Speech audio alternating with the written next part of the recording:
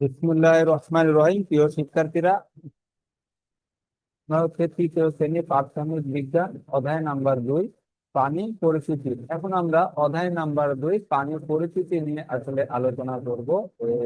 অধ্যায় নাম্বার 2 পানি পরিস্থিতি, এটা আসলে পড়ার মাধ্যমে এবং আলোচনা করার মাধ্যমে আসলে আমরা প্রাণী সম্বন্ধে আসলে অনেক না জানা তথ্যই আসলে আমরা জানতে পারবো। তো পৃথিবীতে নানা রকমের জীব আছে। পৃথিবীতে কিন্তু নানা রকমের জীব আছে। প্রাণী এক ধরনের জীব। আমরা আমাদের আশেপাশে নানা ধরনের প্রাণী দেখতে পাই। এগুলো চলন, খাদ্য গ্রহণ, বের গঠন, আকার আকৃতি, রং ইত্যাদি ভিন্ন রয়েছে। মানে আমরা আমাদের চারপাশে যে অনেক রকমের প্রাণী দেখতে পাই, এগুলো সবগুলো কিন্তু একরকম না। এগুলোর মধ্যে কিন্তু অনেক রকমের ভিন্নতাই রয়েছে। এক, প্রাণীদের বিভিন্ন অংশ। পৃথিবীর অনেক রকম প্রাণী আছে, বিভিন্ন প্রাণীর গঠনও ভিন্ন, কিন্তু প্রাণীদের ক্ষেত্রে এরকম সাধারণ কোনো বৈশিষ্ট্য বা সব প্রাণীর মধ্যে দেখা যায়। প্রাণীদের সাধারণ অঙ্গগুলো কি কি? কাজ: প্রাণী পর্যবেক্ষণ। যা করতে হবে, একটা পরিচিত প্রাণীর ছবি আঁকি এবং দেহের বিভিন্ন অংশের নাম লিখি। ছবিগুলো বন্ধুদের আঁকা ছবির সঙ্গে তুলনা করি। ছবি প্রাণীর সাধারণ অঙ্গগুলো দিয়ে সহপাঠীদের সঙ্গে আলোচনা করব। প্রিয় শিক্ষার্থীরা, আমরা দেখতে পাচ্ছি এখানে একটা বিড়ালের ছবি আসলে দেওয়া আছে এবং বিড়ালের আসলে যে অংশগুলো আসলে চিহ্ন দেওয়া আছে বা দাগ টেনে দেওয়া আছে, এই অংশগুলো নাম কি কি সেটা আমাদের আসলে ফাঁকা জায়গাতে লিখতে হবে। সর্বপ্রথম যে চিহ্নটি এবং ফাঁকা জায়গা দেওয়া আছে, এটা হচ্ছে একটা কানের চিহ্ন। তাহলে সর্বপ্রথম ফাঁকা জায়গাতে হবে কি? কান। দ্বিতীয় নম্বর ফাঁকা জায়গায় দেওয়া আছে চোখের চিহ্ন। দ্বিতীয় নম্বর ফাঁকা জায়গাতে হবে কি? চোখ। তৃতীয় নম্বর ফাঁকা জায়গাতে হবে যে চিহ্নটি দেওয়া আছে সেটা নাকের চিহ্ন হবে। তৃতীয় নম্বর ফাঁকা জায়গাতে আমরা লিখবো না। এবং চতুর্থ নম্বর যে চিহ্নটি দেওয়া আছে সেটা হচ্ছে মুখের চিহ্ন। তাহলে চতুর্থ নম্বর ফাঁকা জায়গাতে আমরা লিখবো মুখ। পঞ্চম নাম্বার যে চিহ্নটি দেওয়া আছে ফাঁকা জায়গাতে সেটা হচ্ছে হলো তার পায়ের চিহ্ন। এখানে আমরা লিখবো পা। তার সঙ্গে প্রাণীর সাধারণত চোখ, কান ও মুখ থাকে। বিভিন্ন অঙ্গ সম্পর্কে আরো কিছু জানি। প্রাণীর দেহে বিভিন্ন অঙ্গ নিয়ে গঠিত। বিভিন্ন ধরনের প্রাণী দেহে বিভিন্ন অঙ্গ থাকে। যেমন মাছ, মাছের কি কি অঙ্গ থাকে আমরা দেখবো। মাছের চোখ, মুখ, পাখনা, কান, আইস ও ফুলকা ইত্যাদি এগুলো কি অঙ্গ থাকে। পাখি, পাখির কি কি অঙ্গ থাকে আমরা সেটাও দেখবো। পাখির চোখ, চক্ষু বা ঠোঁট, কান, ডানা, লেজ, পালক ও পা থাকে। কুমিরের কি কি থাকে আমরা দেখবো। কুমির একটা প্রাণী।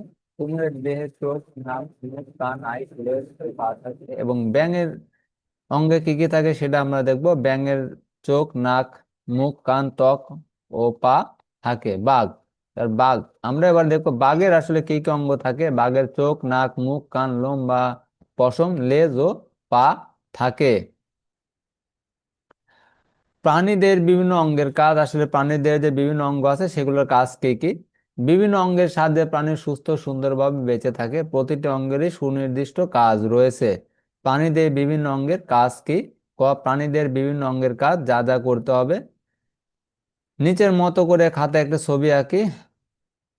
দেহের বিভিন্ন অঙ্গ দেওয়া আছে, যেমন চোখ, কান, নাক, মুখ, পাখনা এবং ডানা, পা। কাজ, এগুলোর আসলে কাজ কি কি সেটা আমাদের আসলে ছকে লিখতে হবে। যেমন চোখ, চোখের কাজ হচ্ছে দেখা। কান, কানের কাজ হচ্ছে কোনো কিছু শোনা। নাক, নাকের কাজ হচ্ছে কোনো কিছুর গন্ধ নেওয়া। মুখ, মুখের কাজ হচ্ছে কথা বলা এবং খাবার গ্রহণ করা। পাখনা, এর কাজ হচ্ছে উড়তে সাহায্য করা বা উড়া। সরি, পাখনা আসলে থাকে মাছের। পাখনার কাজ হচ্ছে আসলে সাঁতার কাটতে সাহায্য করা। পাখনা মাছকে সাঁতার কাটতে সাহায্য করে। ডানা, ডানার কাজ হচ্ছে উড়তে সাহায্য করা বা উড়া। পা, পায়ের কাজ হচ্ছে চলাচল করতে সাহায্য করা। শখের লেখা দেহের বিভিন্ন অঙ্গ প্রাণী কিভাবে ব্যবহার করে সে সম্পর্কে চিন্তা করি এবং শখে লিখি। কাজটি নিয়ে সহপাঠীদের সাথে আলোচনা করি। আমাদের এখানে কি 1, 2 এবং 3টা ছবি দেওয়া আছে দেখতে পাচ্ছি। একটা ছবিতে আসলে কুমির কিংবা যাই হোক সমুদ্রের কোনো প্রাণী আসলে মাছ খাচ্ছে। দ্বিতীয়ত নাম্বার পাখি আসলে ডানার মাধ্যমে উঠতেছে এবং তৃতীয় নাম্বার যে ছবিটা সেটা হচ্ছে বাঘের ছবি। বাঘ আসলে তার পায়ের সাহায্যে আসলে দৌড়াচ্ছে কিংবা হাঁটছে। সার সংক্ষেপ, প্রাণীদের বিভিন্ন অঙ্গ প্রাণী তার নিজের প্রয়োজনে ব্যবহার করে। প্রাণীদের প্রতিটি অংশের কাজ। চোখ। এবার আমরা প্রাণীদের বিভিন্ন অংশের কাজ বিস্তারিতভাবে জানবো। চোখ দিয়ে প্রাণী আশেপাশে সবকিছু দেখে। খাবার সংগ্রহ, শত্রুর কবল থেকে রক্ষা পাওয়ার জন্য প্রাণীর চোখের প্রয়োজন। শোনা, কোনো কিছু শোনার জন্য প্রাণী কান ব্যবহার করে। কোনো কোনো প্রাণী কানের মাধ্যমে আসন্ন বিপদ বুঝতে পারে। শ্বাস গ্রহণ ও শ্বাস ত্যাগ করা ও ঘ্রাণ নেয়া, প্রাণী সাধারণত নাক দিয়ে শ্বাস গ্রহণ প্রাণী সাধারণত নাক দিয়ে শ্বাস গ্রহণ করে বেঁচে থাকে, আবার ঘ্রাণ নেওয়ার ক্ষেত্রে নাকের ব্যবহার করে। খাদ্য ও পানীয়, বেঁচে থাকার জন্য প্রাণী খাদ্য ও পানির প্রয়োজন হয়। খাদ্য ও পানি গ্রহণ করার জন্য প্রাণী সাধারণত মুখের ব্যবহার করে। চলাচল, খাদ্য সংগ্রহ এবং নিজেকে রক্ষা করার জন্য প্রাণী চলাচল করতে হয়। এছাড়াও বিভিন্ন প্রয়োজনে প্রাণীকে এক জায়গা থেকে অন্য জায়গায় যেতে হয়। বিভিন্ন উপায়ে প্রাণী চলাচল করে থাকে। প্রাণীরা বিভিন্ন অঙ্গের মাধ্যমে চলাচল করে থাকে। কিছু প্রাণী আছে যেগুলো হাঁটা, দৌড়ানো, লাফ দেওয়ার কাজে নিজের পা ব্যবহার করে। প্রায় সব পাখি ডানা ব্যবহার করে ওড়ে। পানির সাঁতার কাটার জন্য মাছ পাখনা ব্য- পানিতে সাঁতার কাটার জন্য মাছ পাখনা ব্যবহার করে। প্রাণীর শ্রেণীবিন্যাস, কাণ্ড এবং ফুলের উপর ভিত্তি করে উদ্ভিদকে বিভিন্ন দলে ভাগ করা যায়। কিন্তু প্রাণীকে আমরা কিভাবে ভাগ করতে পারি, কিভাবে প্রাণীকে দলে দলে ভাগ করা যায়? কাজ, প্রাণীকে বিভিন্ন দলে শ্রেণীভুক্তকরণ বাড়ির কাজ। এটা আসলে বাড়ির কাজ। প্রিয় শিক্ষার্থীরা, এটা অবশ্যই তোমরা বাড়িতে এই কাজটি করবে। যে নিচে দেখানো ছকের মতো খাতায় একটু ছক তৈরি করবে, তারপরে হাড় বিশিষ্ট পানি, হাড়বিহীন পানি, কোনগুলো আসলে হাড় বিশিষ্ট পানি এবং কোনগুলো হাড়বিহীন পানি সেটা, যেটা হাড় বিশিষ্ট পানি সেটা হাড় বিশিষ্ট পানিতে লিখবে, যেটা হাড়বিহীন পানি সেটা হাড়বিহীন পানির ছকে লিখতে হবে। নিচের ছবিগুলো পর্যবেক্ষণ করে পর্যবেক্ষণের ভিত্তিতে প্রাণীগুলো মেরুদণ্ড ও অমেরুদণ্ডী এই দুই ভাগে ভাগ করে এবং ছকে লিখি। কাজটি নিয়ে সহপাঠীদের সাথে আলোচনা করি। আসলে নিচে আমাদের কিছু ছবি দেখা যাচ্ছে, এর মধ্যে কিছু আছে মেরুদণ্ডী এবং কিছু আছে অমেরুদণ্ডী প্রাণী। তো যেগুলো আসলে মেরুদণ্ডী প্রাণী সেগুলো আসলে হাড় বিশিষ্ট প্রাণীর মধ্যে লিখতে হবে, যে কারণ হাড় বিশিষ্ট প্রাণীগুলো আসলে মেরুদণ্ডী প্রাণী। আর যেগুলো আসলে অমেরুদণ্ডী প্রাণী সেগুলোকে হাড়বিহীন প্রাণীর মধ্যে লিখতে হবে। হাড়বিহীন প্রাণীগুলোই কিন্তু আসলে অমেরুদণ্ডী প্রাণী। যেমন এখানে আমরা সর্বপ্রথম একটা মাকড়সার ছবি দেখতে পাচ্ছি, এটা হচ্ছে অমেরুদণ্ডী প্রাণী, এটা যাবে হাড়বিহীন প্রাণীর মধ্যে। তারপরে একটা ব্যাঙের ছবি দেখতে পাচ্ছি, ব্যাঙ কিন্তু আসলে মেরুদণ্ডী প্রাণী, এর হাড় আছে, এই ব্যাঙ যাবে হাড় বিশিষ্ট প্রাণীর মধ্যে। তারপরে আমরা একটা শামুকের ছবি দেখতে পাচ্ছি, এই শামুকের কিন্তু হাড় নেই, এটা অমেরুদণ্ডী প্রাণী, এটা যাবে হাড় বিহীন পানির মধ্যে। তারপরে আমরা একটা কই মাছ দেখতে পাচ্ছি, এই কই মাছ কিন্তু মেরুদণ্ডী প্রাণী, সেটা যাবে হাড় বিশিষ্ট প্রাণীর মধ্যে। তারপরে আমরা একটা ঘাস ফড়িং দেখতে পাচ্ছি বা পোকামাকড় জাতীয়, এটা যাবে হাড়বিহীন পানির মধ্যে, কারণ এর কোনো মেরুদণ্ডী নাই। তারপরে আমরা দেখতে পাচ্ছি পাখি, পাখিও কিন্তু মেরুদণ্ডী প্রাণী, এটা যাবে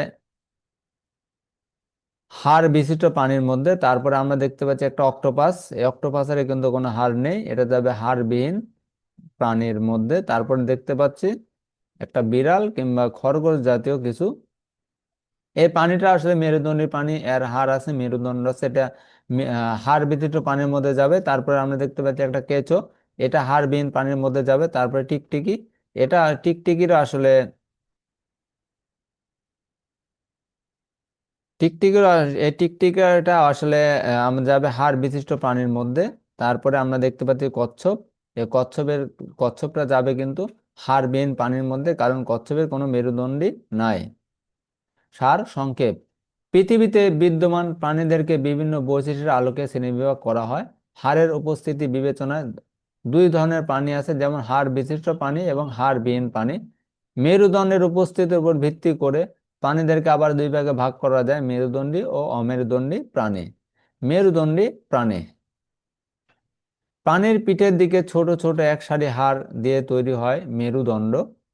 মেরুদণ্ড প্রাণীর দেহকে দৃঢ় করে। যেসব প্রাণীর মেরুদণ্ড আছে সেগুলোকে মেরুদণ্ডী প্রাণী বলে। এ ধরনের প্রাণীর দেহে অভ্যন্তরীণ কঙ্কাল কাঠামো মেরুদণ্ড থাকে। বাঘ, সাপ, ব্যাঙ ও মানুষ মেরুদণ্ডী প্রাণীর কিছু উদাহরণ। তাহলে কি বাঘ, সাপ, ব্যাঙ ও মানুষ মেরুদণ্ডী প্রাণীর কিছু উদাহরণ। অমেরুদণ্ডী প্রাণী, কিছু কিছু প্রাণী মেরুদণ্ড থাকে না, যেসব প্রাণীর মেরুদণ্ড নেই সেগুলোকে অমেরুদণ্ডী প্রাণী বলে। তাহলে অমেরুদণ্ডী প্রাণী কাকে বলে? যেগুলো প্রাণীর আসলে মেরুদণ্ড থাকে না। কেঁচো, শামুক, কাঁকড়া, অক্টোপাস, চিংড়ি, প্রজাপতি অমেরুদণ্ডী প্রাণীর কিছু উদাহরণ। মেরুদণ্ডী প্রাণীর শ্রেণীবিভাগ। প্রাণীকে মেরুদণ্ডী ও অমেরুদণ্ডী এ দুই শ্রেণীতে ভাগ করা যায়, কিন্তু মেরুদণ্ডী প্রাণীকে কি অন্য কোনো ভাগে ভাগ করা যায়?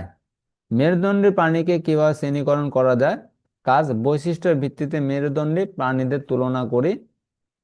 যা যা করতে হবে, নিচের ছকের মতো খাতে একটি ছক তৈরি করতে হবে।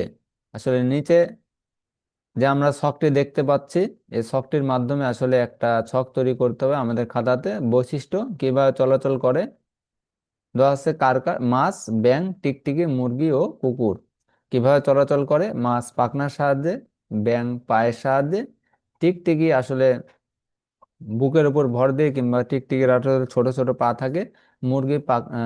মুরগি আসলে পায়ের সাহায্যে এবং কুকুরও পায়ের সাহায্যে চলাচল করে। কোথায় বসবাস করে? মাছ পানিতে, ব্যাঙ পানিতে এবং ডাঙায়, উভয় জায়গাতে। টিকটিকি ডাঙায়, মুরগিও ডাঙায় বা মাটিতে, কুকুরও ডাঙায় বা মাটিতে।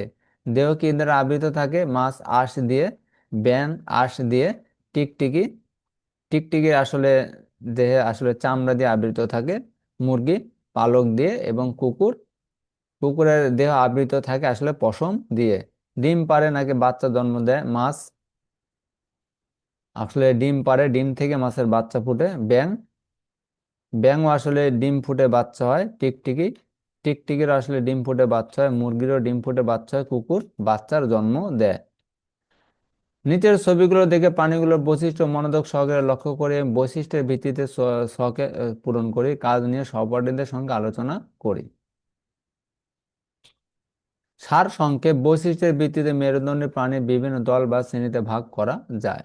মেরুদণ্ডী প্রাণী সম্পর্কে আরো কিছু জানি। এখন আমরা মেরুদণ্ডী প্রাণী সম্পর্কে আরো কিছু জানবো। বিভিন্ন বৈশিষ্ট্যের ভিত্তিতে মেরুদণ্ডী প্রাণীদের 5টি দলে ভাগ করা যায়। তাহলে মেরুদণ্ডী প্রাণীকে কয়টি? 5টি দলে ভাগ করা যায়। যেমন মাছ, উভচর, সরীসৃপ, পাখি ও স্তন্যপায়ী। মাছ মাছ পানিতে বাস করে। এরা ডিম পাড়ে এবং পাখনার সাহায্যে সাঁতার কাটে। বেশিরভাগ মাছের দেহ আঁশ দ্বারা আবৃত থাকে। তারপরে উভচর। উভচর প্রাণী জল ও স্থল উভয় জায়গাতে বসবাস করে। এরা পানিতে ডিম পাড়ে। এগুলোর দেহ এক ধরনের মসৃণ ভেজা ত্বক দ্বারা আবৃত থাকে। ব্যাঙ একটি উভচর প্রাণী। ব্যাঙ কি একটা উভচর প্রাণী। এরা সাধারণত লাফিয়ে চলাচল করে। সরীসৃপ সরীসৃপ শ্রেণীর অধিকাংশ প্রাণী জল বা স্থলে বসবাস করে। এগুলোর দেহ এক ধরনের শুষ্ক আঁশযুক্ত ত্বক দ্বারা আবৃত থাকে। এরা স্থলে ডিম পাড়ে। সাপ, টিকটিকি ও কুমির সরীসৃপ। এরা পা দিয়ে হাঁটে অথবা বুকে ভর দিয়ে চলে। পাখি বেশিরভাগ পাখি ডানা মেলে উড়তে পারে। এদের দেহ পালকে ঢাকা থাকে। এদের বেশিরভাগে গাছে বাসা বানায় এবং সে বাসায় ডিম পাড়ে।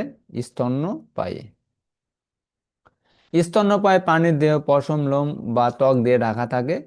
এরা হাঁটা ও দৌড়ানোর কাজে নিজের পা ব্যবহার করে। এরা বাচ্চা জন্ম দেয়। বাচ্চা মায়ের দুধ পান করে। অধিকাংশ স্তন্যপায়ী প্রাণী স্থলে বাস করে, যেমন মানুষ, কুকুর, বিড়াল ইত্যাদি। কিছু স্তন্যপায়ী প্রাণী পানিতে বসবাস করে, যেমন তিমি এবং ডলফিন। তাহলে তিমি এবং ডলফিন এগুলো মাছ হওয়ার সত্ত্বেও একটি স্তন্যপায়ী প্রাণী। কিছু স্তন্যপায়ী প্রাণী উড়তে পারে, যেমন বাদুড়। বাদুড় একটা স্তন্যপায়ী প্রাণী, কিন্তু বাদুড় উড়তে পারে। অমেরুদণ্ডী প্রাণী বা কীটপতঙ্গ পর্যবেক্ষণ। যে সকল প্রাণীর দেহে মেরুদণ্ড নেই তারা অমেরুদণ্ডী প্রাণী। কীটপতঙ্গ অন্যান্য অমেরুদণ্ডী প্রাণী। পৃথিবীতে যে সব প্রাণী আছে তার অধিকাংশ কীট পতঙ্গ। মেরুদণ্ডের অনুপস্থিতি ছাড়াও কীটপতঙ্গের বেশ কিছু বৈশিষ্ট্য দেখা যায়। কীটপতঙ্গ পর্যবেক্ষণ করলে তাদের বৈশিষ্ট্য সম্পর্কে ধারণা করা যাবে। সার সংক্ষেপ, পতঙ্গের দেহে বিভিন্ন অংশ রয়েছে, যেমন মাথা, পা, পাখনা, পেট বা উদর। আর পতঙ্গের দেহে কয়টি অংশ রয়েছে? মাথা 1, পা 2, পাখনা 3, পেট 4 এবং উদর হচ্ছে 5। কীট পতঙ্গের দেহ সম্পর্কে আরো কিছু জানি। কীট পতঙ্গ অমেরুদণ্ডী প্রাণী। কীট ও পতঙ্গ উভয় পোকা হলেও কীট উড়তে পারে না। প্রজাপতি, মৌমাছি, ড্রাগন ফ্লাই, ঘাস ফড়িং, পিঁপড়া ইত্যাদি কীট কীট পতঙ্গের কিছু উদাহরণ। এগুলো দেহের বিভিন্ন অংশের মধ্যে সাধারণত কিছু মূল মিল রয়েছে। পা, কীট পতঙ্গের দেহে সাধারণত 3 জোড়া 6টি পা থাকে। দেহের বিভিন্ন অংশ, প্রায় সব কীট পতঙ্গের দেহে মূলত 3টি অংশ থাকে, যেমন মস্তক, বক্ষ ও উদর। দেহের আবরণ, পোকামাকড় দেহে হাড় থাকে না, এগুলোর দেহ এক ধরনের শক্ত খোলস বা আবরণ দ্বারা ঢাকা থাকে। খোলস এগুলো সুরক্ষা দেয় ও নির্দিষ্ট একটি আকৃতি বজায় রাখতে সাহায্য করে।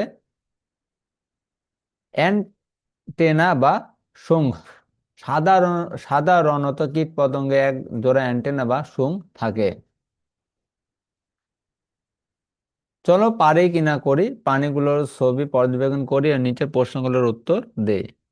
আমাদের ছবিতে কিছু আসলে প্রাণী দেওয়া আছে এবং নিচে কিছু প্রশ্ন করা আছে, তার উত্তর দিতে হবে। প্রাণী দল: মাছ, পাখি, উভচর, সরীসৃপ, স্তন্যপায়ী প্রাণী। প্রিয় শিক্ষার্থীরা, আমরা এই ছবিগুলো দেখব এবং ছবিগুলোর সাহায্যে উত্তরগুলো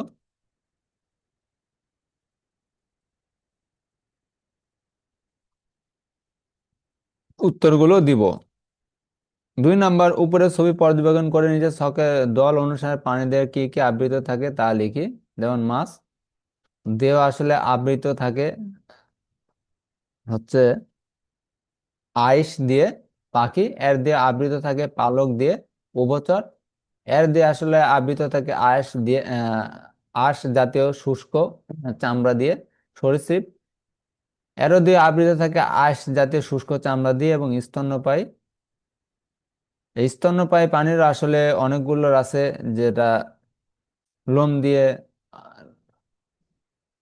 দেহ আবৃত থাকে, আবার কোনোটার আসলে আঁশ দিয়ে দেহ আবৃত থাকে।